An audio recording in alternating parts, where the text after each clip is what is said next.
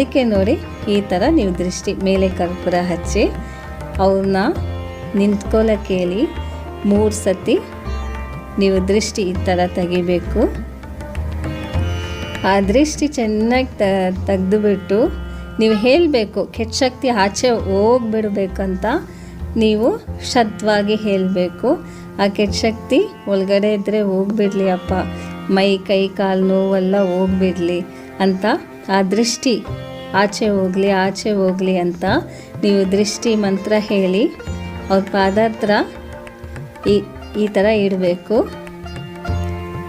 ಅವ್ರನ್ನ ದಾಟಕ್ಕೆ ಹೇಳ್ಬೇಕು. 3 ಸತಿ ಆ ಥರ ದಾಟಬೇಕು. 1 2 3 ಸಲ ದಾಟಬೇಕು. ಆ ಥರ ದಾಟ್ಕೊಂಡ್ರೆ ಸಾಕು. ಹಂಗೆ ಅವ್ರ ಒಳಗಡೆ ಹೋಗಿ ಕೈ ಕಾಲೆಲ್ಲ ತೊಳೆದು ಬಿಟ್ಟು